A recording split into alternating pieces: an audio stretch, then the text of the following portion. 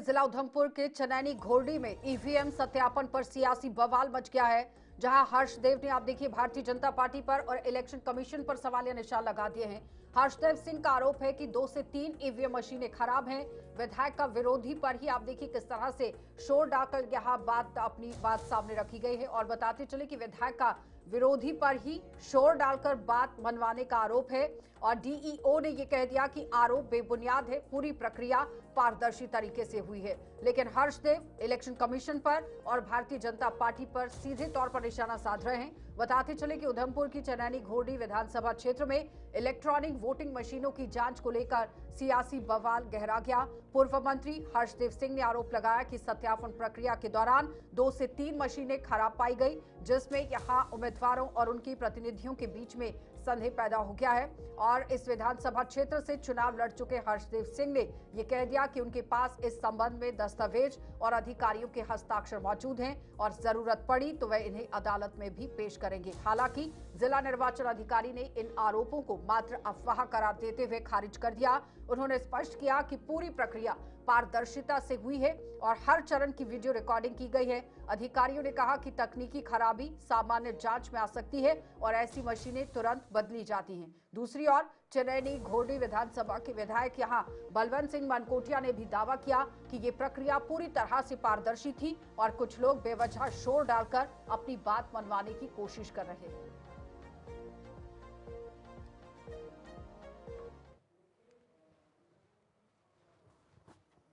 जब पहली ही मशीन खोली गई तो उसमें डिफेक्ट पाया गया। डायग्नोस्टिक टेस्ट जो होता है उसमें वो फेल हो गई और ये इंजीनियर्स ने वहां के सर्टिफाई कर दिया। जो मैंने आपको बताया है, उन्होंने सर्टिफाई किया है कि ये मशीन जो है इसमें डिफेक्ट है और ये नॉन फंक्शनल मशीन्स हैं, गड़बड़ी इसमें। और उसके बाद उन मशीन्स को उन्होंने कहा कि आप इसके बजाय और एक मशीन बुलवाने के लिए दे दीजिए, क्योंकि 3 ही आपने टेस्ट करने के लिए कहा है। एक और मशीन लाई, जब दूसरी मशीन लाई तो वो भी टेक्निकली डिफेक्ट उसमें निकला, वो भी नॉन फंक्शनल निकली।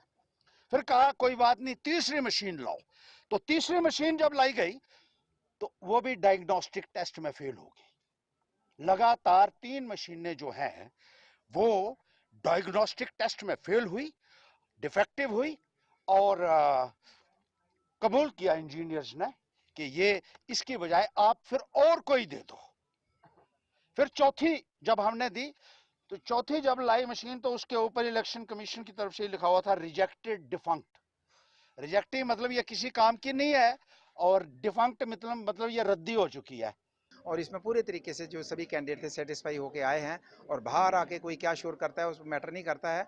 तो 3 पोलिंग स्टेशन में जो शोर कर रहे हैं कि हमारी मशीन थी, तो उसमें एसओपी में लिखा था कि अगर कोई मशीन जो है उसमें क्लॉक एरर आता है तो कैंडिडेट दूसरी मशीन बुला सकता है। तो उन्होंने दूसरी बुलाई और दूसरी में जब दूसरी बुलाई, तीसरी बुलाई, चौथी जो भी उन्होंने बुलाई उसके बाद काउंटिंग हुई और उस काउंटिंग में पूरे तरीके से उनको सेटिस्फाई करके भेजा है।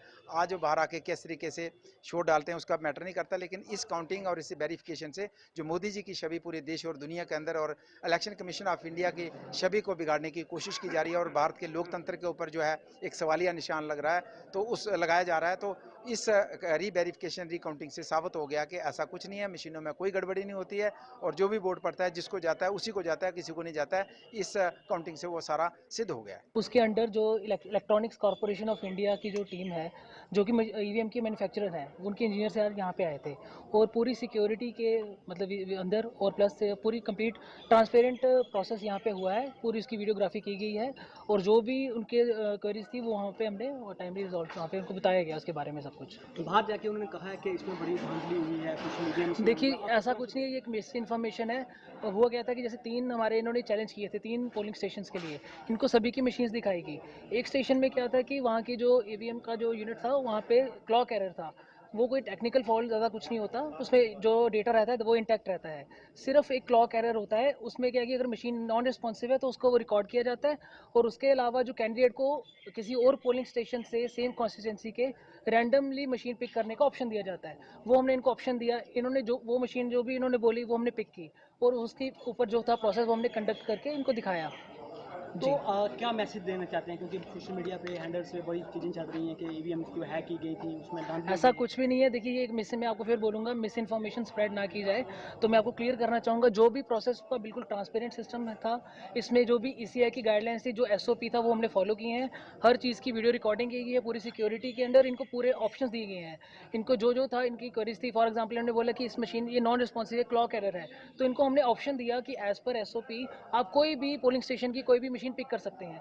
इन्होंने जो मशीन पिक की, हमने इनके सामने उसके ऊपर टेस्टिंग करके इनको दिखाई और ये